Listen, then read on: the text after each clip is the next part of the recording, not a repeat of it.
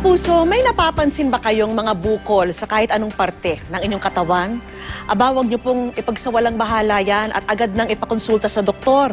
Maari kasing lumala ito at magdulot pa ng komplikasyon.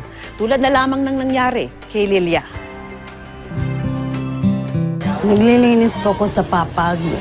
Pagtingal ako, yun tumama sa akin yung kahoy ng papag. Mga 5 buwan hanggang paano, lumalaki ng konti. Hindi ko po pinansin yun. Pinapunta ko ng kapatid ko sa Samar. Doon daw ipagamot sa albularyo. Ngunit imbis daw na gumaling. Lalong lumalaki habang tinatapalan ko ng luya. Kaya ang bukol ni Aling Lilia, heto, at 7 taon na siyang pinahihirapan. Maging ang kanyang trabaho natigil na rin. Kaya minabuti namin ipatingin siya sa doktor. Ayon kay Dr. Hector Santos, meron siyang tempoparital mass. Meron yung malaking bukol na to, kinain ang bahagi ng kanyang buto sa skull on the left side.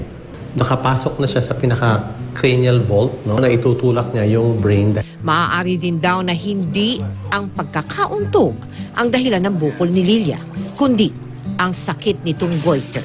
Naoperahan din po ko sa goiter noon. Kadalasan na nagkakaroon ng paglipat ng cancer ng thyroid sa utak. Agarang operasyon ang kailangan ni Lilia. It's a delicate operation. No? At saka kung hindi mo pa tanggalin ngayon, itinutulak na nung bukol na yung tumor niya, mas maganda magawa na siya in the next 2 or 3 weeks. Mama, kaawa po ako sa inyo. Sana po tulungan niyo po ako. Ang payo ni Doc, Sa mga ganitong pagkakataon na meron kayong tumor o bukol na nakikita, mas maigi mapakita na agad sa doktor.